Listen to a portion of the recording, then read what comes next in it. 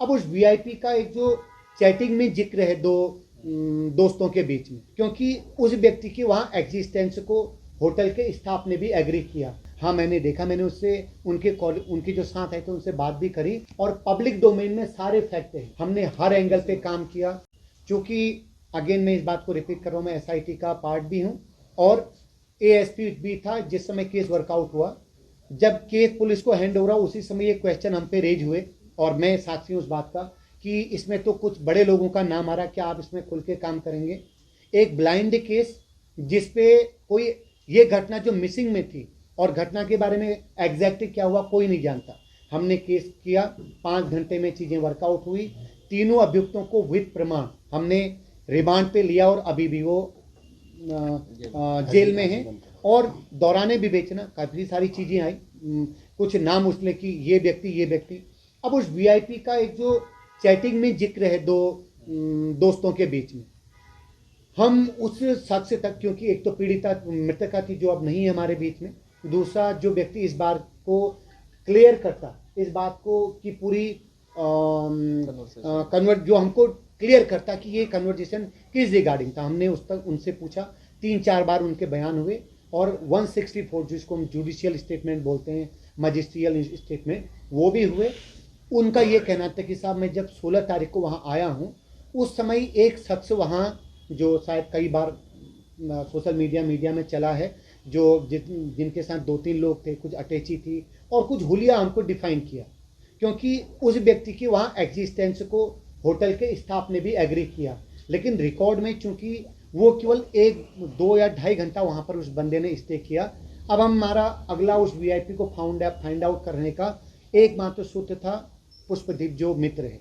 तो मित्र से जब हमने कहा कि साहब हाँ मैंने देखा, मैंने उससे उनके जो साथ आए थे उनसे बात भी करी और मेरा मानना है कि ये वीआईपी वही होगा जो मंडे को आना था, जो मंडे को वीआईपी आना था वाली बात। कई बार ये चीज़ें आती हैं। तो हम उन शख्स तक पहुँचे बड़ी पड़ताल के बाद, हमने स्टाफ से बात करी, एक होले का के हिसाब से हमने कई चीज़ें बताई, क्योंकि ये था कि उसके साथ 2 एक बॉक्सर थे। ये चीज़ चूँकि पहले भी शायद मैं इस अंदाज में हमने आपसे बात करी, लेकिन डिटेल चूँकि आज मामला कन्विक्टेड है और पब्लिक डोमेन में सारे फैक्ट हैं, हाई कोर्ट का आदेश हो, ट्रायल कोर्ट का जो फाइनल वर्डिक्ट हो, वो सारे वर्डिक्ट ऑलरेडी पब्लिक डोमेन में आ चुके हैं।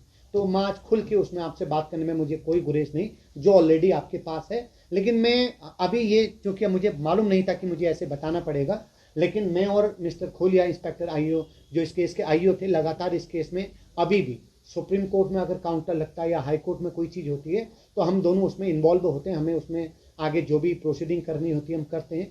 तो हर हफ्ते किसी न किसी बहाने हम उस पर हमारी चर्चा होती है। तो वो जो वीआईपी टर्मिनोलॉजी आई, उस हुलिये के आधार पे हमको, हमारा काम था कि हम उस व्यक्ति को आइडेंटिफाई करें। तो जो एक बनाया, तो ऐसे होलिये के कुछ लोग जो हमको लगे कि ये तो हमारा प्राइम मकसद था कि उस शख्स से पूछा जाए जहाँ से ये टर्मिनोलॉजी पैदा जनरेट हुई है। तो उन्होंने को जब बताया, उन्होंने कहा साहब ये व्यक्ति है। तो उस व्यक्ति तक हम पहुँचे। उनका नाम धर्मेंद्र उर्फ प्रधान था, क्योंकि वो हमारी एसआईटी इन्वेस्टिगेशन का पार्ट है और उनकी तरफ से जो हमने स्टेटमेंट लिखे वो हम सारे कोर्ट में लगा चुके हैं। तो उनके बयान हमारे पास हैं और मित्र से जब हमने पूछा जो पुष्पदीप हैं, तो उन्होंने इस बात को माना, हाँ साहब ये वही व्यक्ति है जो उस दिन 16 तारीख को मैंने देखा था और इनसे मेरी बात हुई थी। तो ये उस वीआईपी टर्मिनोलॉजी का फाइनल इन था अकॉर्डिंग टू एसआईटी। लेकिन उसके बाद जो कई बार जो चीज़ें आई कि ये हो सकते हैं, वो हो सकते हैं, हर एंगल पे काम करना हमारी जिम्मेदारी थी। हमने हर एंगल पे काम किया, वो डंप डेटा हो, वो सीडीआर हो, वो उस दौरान या उससे आगे। क्योंकि एक बात आप फैक्ट आपके दिमाग में जरूर आना चाहिए, घटना 18 तारीख की रात को हो गई और ये वर्कआउट हुआ है 22 तारीख को। तो इन 5 दिनों में एक नॉर्मल कोर्स में चीज़ें चल रही। तो उस दौरान क्या कोई शख्स आया, या जितने लोग उस दौरान उस रिजॉर्ट में उन्होंने अपनी बुकिंग करी, वो काम के नाम पे आए, किसी भी बहाने उनका वहाँ एग्जिस्टेंस था। हमारी एसआईटी, क्योंकि एक अच्छी खासी टीम थी, डीआईजी रैंक की ऑफिसर उसको लीड कर रही थी, तो हर एंगल पे, हर उस व्यक्ति पे हमने काम किया कि उस व्यक्ति का एग्जिस्टेंस वहाँ क्यों था और वो वहाँ क्या करने आया था। तो ये जो शख्स जिनका मैंने आपको नाम लिया, ये शख्स वहाँ पर क्यों थे, किस मकसद से आए थे और किसके माध्यम से वहाँ पर आए थे, ये हमारा जब क्लियर हुआ तो हमने माना कि इनका मकसद उस होटल में आकर के रुकना या कुछ करना नहीं। उनको, वो शख्स नोएडा को बिलोंग करते थे, उन्होंने वहाँ लैंड सर्च के लिए एक आदमी से डील करी थी, वो शख्स खाना खिलाने के लिए उनको वहाँ पर लाया था, केवल 2-3 घंटे वहाँ स्टे किए हैं। अब उसके बाद धर्मेंद्र कुमार उर्फ प्रधान, फिर और भी कई सारी चीज़ें चली, जैसे आपने सोशल मीडिया में या कई सारे स्टेक होल्डर्स में कुछ नाम देखे, उन नामों पे हमने सब में काम किया। कोई भी ऐसा रेलिवेंट और तथ्य हमारे पास नहीं था कि वीआईपी नाम का कोई व्यक्ति उन शख्स जिस पे हम काम कर चुके हैं कोई एग्जिस्ट करता है। ये सारे फैक्ट है हमारे इन्वेस्टिगेशन। इसके बाद ट्रायल कोर्ट में एक इंपॉर्टेंट चीज़ मैं आप सबके संज्ञान में लाना चाहूँगा, क्योंकि ठीक है क्वेश्चन लगे इसमें, एसआईटी को कई बार परिजनों की तरफ से भी वो मतलब हमसे नाराज़गी हमको देखनी पड़ी कि ये ऐसा नहीं वैसा नहीं। हमारी कोशिश है कि वो हमारे साथ रहें और हम चीज़ें करें। जो फैक्ट पिटिशनर आशुतोष नेगी जी या परिजनों के द्वारा दिए गए उन सब पे काम करना हमारी जिम्मेदारी थी। उन सब का इन्वेस्टिगेशन के दौरान हमने जो काम किया, जो हमारे पास एविडेंस थे, हमने ट्रायल कोर्ट में तो दिए ही। जो 5 बार की हमारी माननीय उच्च न्यायालय में हम पर्सनल अपीयरेंस हुई, वहाँ पर हमने वो सारे फैक्ट दिए। फैक्ट देने के बाद 5 पेशी का मतलब कम से कम 1 से 1.5 महीना इसमें लगा।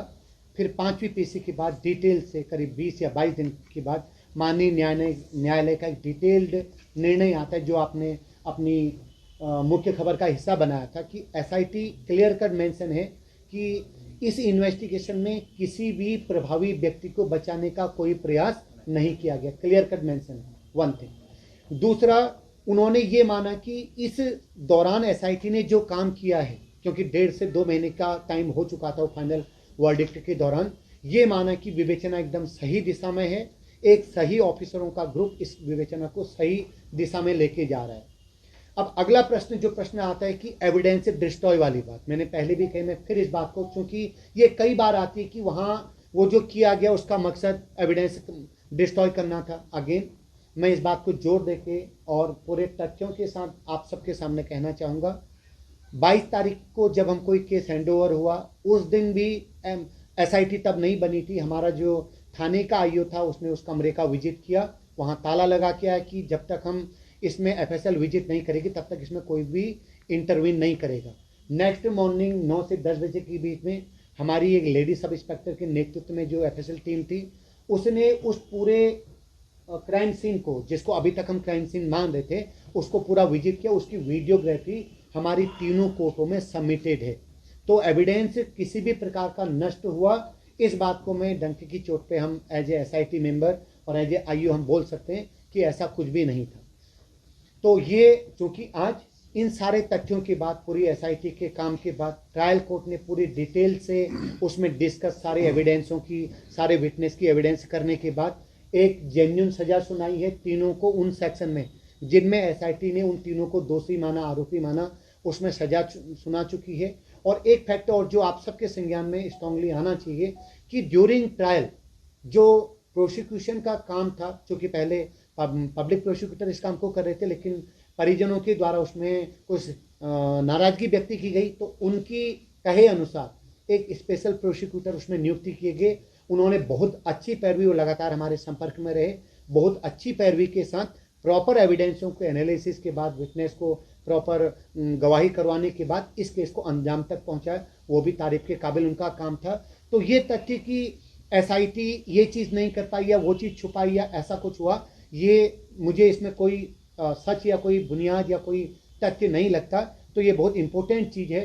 अब आज चूँकि फिर मैं इसके बाद, चूँकि मैं एक बार अपना नरेशन पूरा कर लूँ, देन फिर आपकी क्वेरी जो होगी मैं उस पर भी हम बात करेंगे। मेरे साथ आईओ भी हैं।